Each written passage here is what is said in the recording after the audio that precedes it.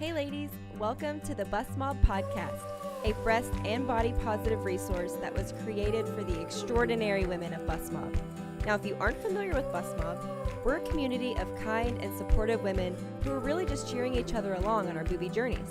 Now, you can join us for free and connect with thousands of other ladies at bustmob.com. I'm your host, Jenny Eden, and I'm joined by one of my favorite people, Greta Nance, and we have such an exciting show for you today. Today we're going to talk about the 3 must-have recovery items for your breast augmentation. And I know for me and Greta, these were very essential for us, and we want to make sure we relay those to you guys.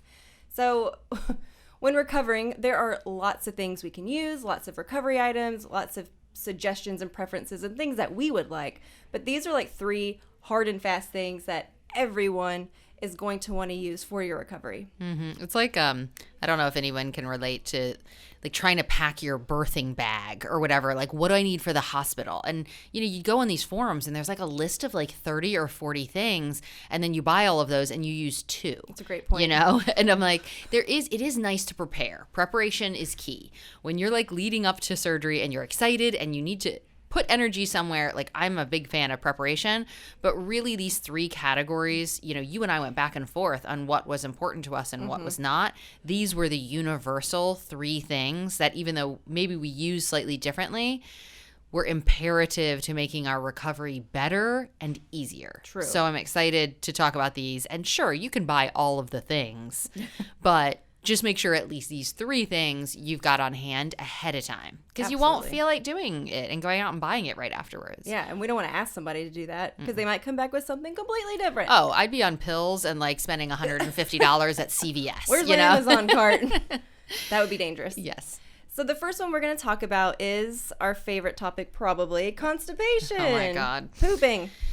I found that awkward to talk about when I first started here, and now it's like, it's the best. Since it's something that every single person experiences in some form when having surgery, it's become a lot more comfortable. And I feel like I'm doing a disservice if I don't talk about it to somebody.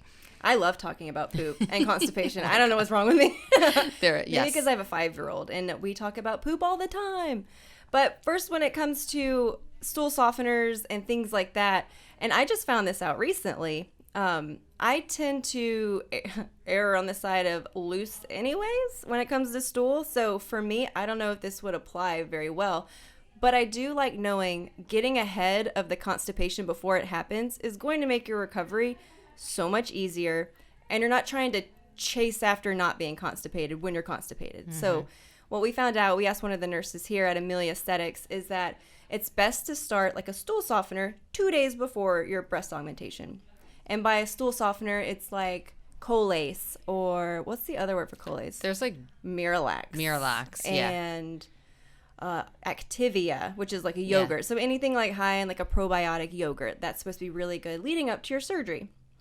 Now, I didn't do any of that, and in hindsight, I'm like, maybe I should have, because I was totally constipated for 5 days. Yeah, both the anesthesia and the narcotic that's given causes constipation. So if you happen to be a slower person like myself anyway, like it's going to happen to you, and you're not moving around as often after surgery. You're not drinking as much water as you normally would because you don't want to get up and pee that often. True. You usually are eating things you don't normally eat, like maybe some soups or things, I don't know, high in sodium, less in fiber.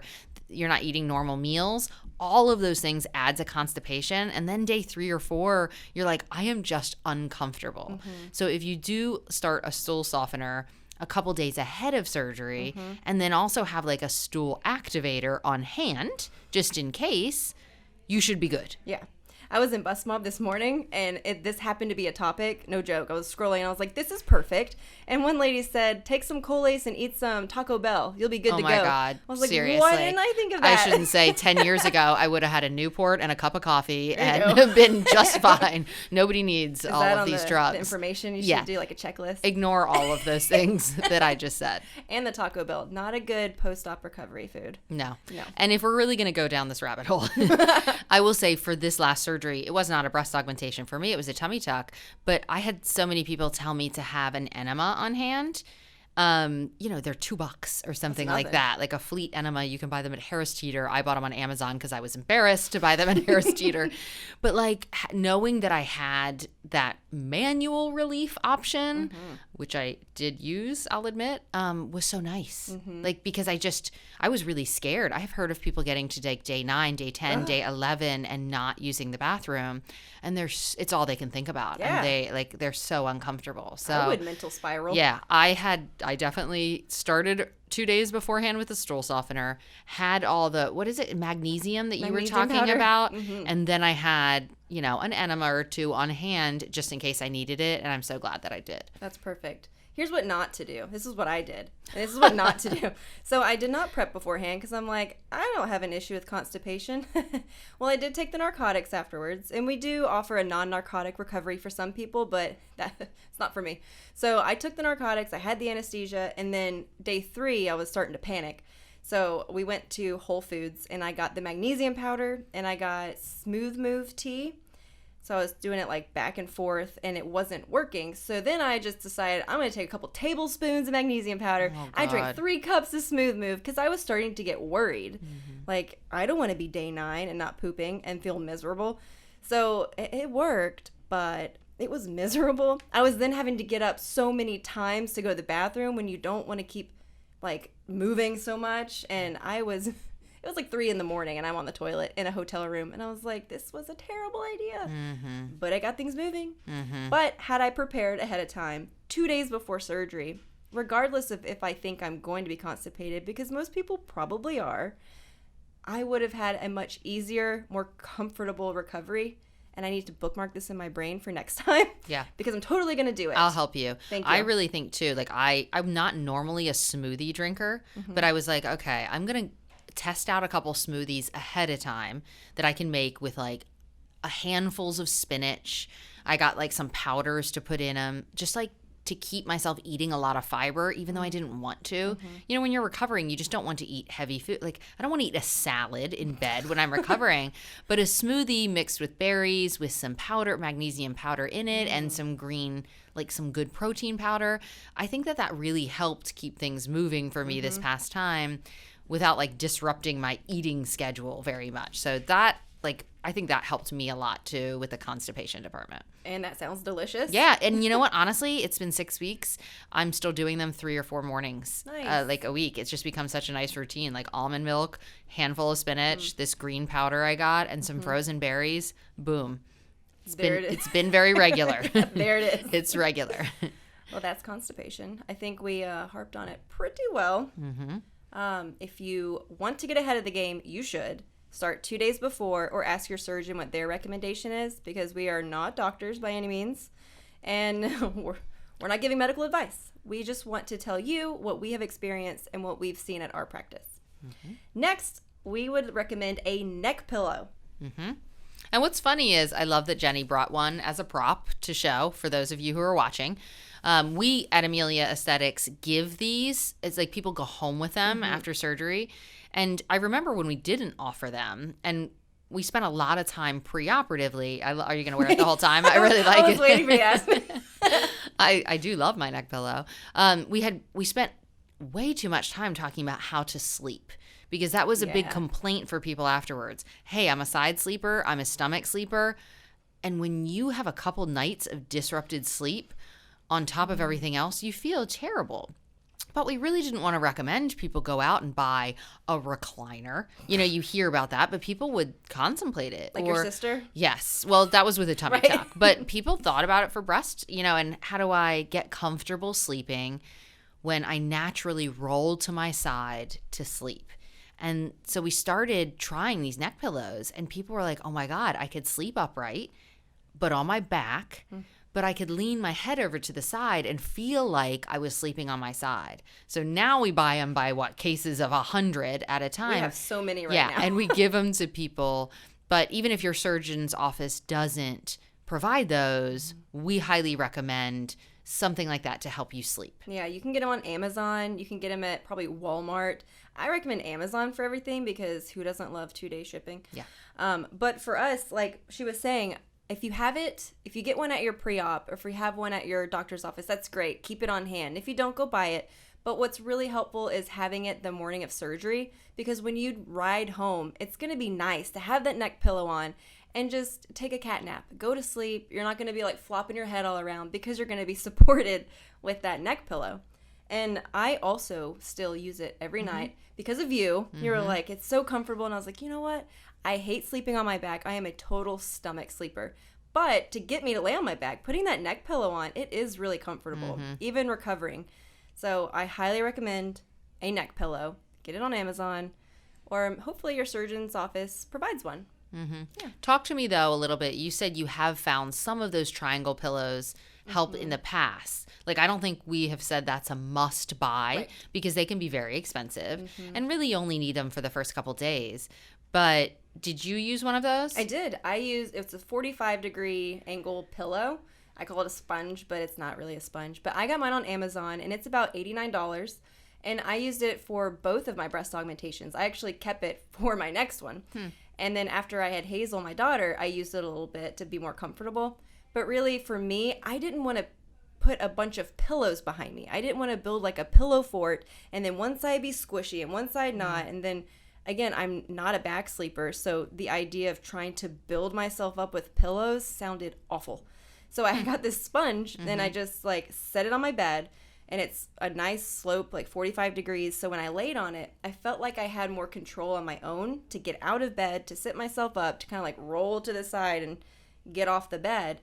And it made sleeping for me a lot more comfortable because I hate sleeping on my back. It's funny, I have a 5-year-old, so I'm like, don't say hate, but that's how much I really don't like it. Like, laying on my back was terrible, but with the sponge or the pillow at 45 degrees that I bought, yes, expensive, but worth it, plus the neck pillow, that helped me sleep for a good, I kept it in my bed for a couple weeks because it was just so comfortable, and it was memory foam. So I kind of like sunk into it a little bit. That sounds nice. Yeah, it was great. I did not use that, just the neck pillow for my augmentation and then my implant exchanges. But I can see how that would be handy. I just didn't want to spend any more money on anything. So I think you totally don't need one. But a neck pillow, truly, if you are a side or front sleeper, is sleeping on your face. A $10 or $15 neck pillow will save your life. Yeah, and if you have a small butt, you can sit on it in airplanes too. Oh, I know that from experience. Good to know. And if you come to Amelia Aesthetics, you get one. That's true. So I love taking mine on trips. Last one we recommend is ice packs. Now, ice packs are great. You can get them like the gel ice packs. You can get the kind that you can refill with ice, like on Amazon. You can get really cute patterned ones. Or we recommend even using like a bag of peas. Like if you're like, I'm not spending money on ice packs, I don't blame you. Get a bag of peas, but make sure you put them in like a Ziploc bag. I did not. Oh, I've had peas everywhere. Like the pea juice leaked all over me. Ew. And I was like, this is bad. I'm going to get an infection, but I didn't. But I want everyone to know that peas will melt and it has to go somewhere. Yeah. So put it in a bag. Yeah. They are cheap, but probably not the best long-term solution. And like, I definitely a year or two later was like, are these peas in my freezer from my breast augmentation? Can I feed them to my kids? Like I was not dangerous. sure. But I just didn't think they lasted. Like they wouldn't cool me or give me the relief I was looking for the full 20 minutes or so, because you don't want to ice constantly, right? For sure. It's about 20 to 30 minutes on, 20 to 30 minutes off, because you're going to be a little numb in some places. You don't want to have something cold sitting on your chest and really be damaging your skin and not know it. That's how like frostbite happens. You don't want to damage your skin. So making sure you set a timer, 20 to 30 minutes off. That way you'll have a safer recovery. And usually I also asked the nurse this too before I got on here, because again, we're not medical professionals. Like after the 3-day mark, you're not really going to see the benefit of icing, but if it feels good, you can continue it. But it's really just for that like feeling hot, inflamed, just more comfort than anything. Like tight. Yeah. What do? Put it on the top? Put it here? Like, it's like whatever's most comfortable. It's been for 80 me, years. I can't remember. I put it on the top. Like, I just felt more stretched, you know, especially since I went bigger the second time around.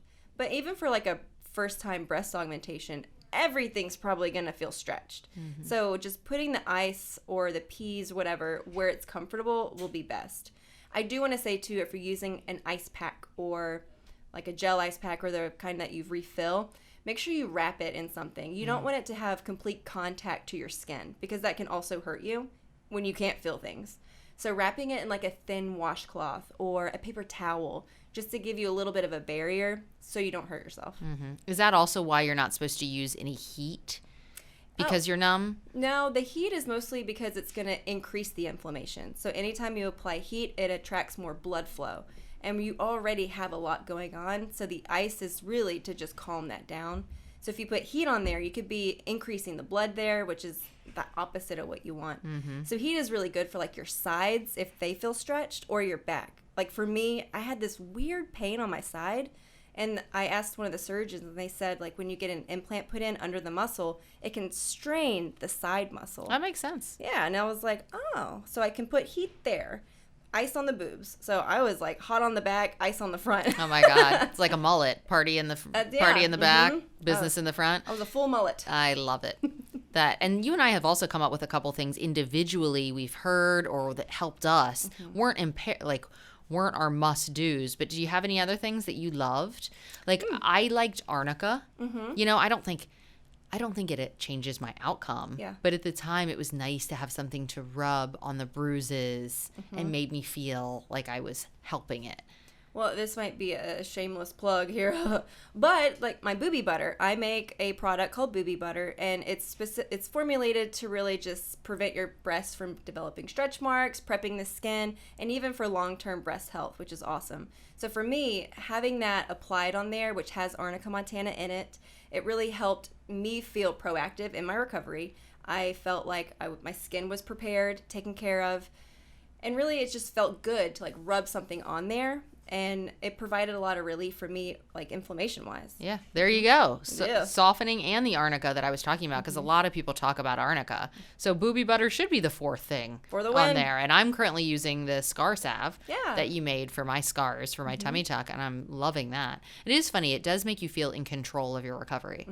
Like morning and night, I am doing that. And I actually think the act of rubbing, you know, on the scars is helping them as well. So probably feels good too. Yeah. What else did you love during your recovery or not? Unnecessary. A nice, good Netflix cue. Yeah, and straws. I felt like bendy straws. Granted, back then plastic wasn't bad, but now you have like the silicone straws and the stainless steel straws, because you're not going to want to keep like lifting up a drink very often for some people because your chest muscles are going to be tight.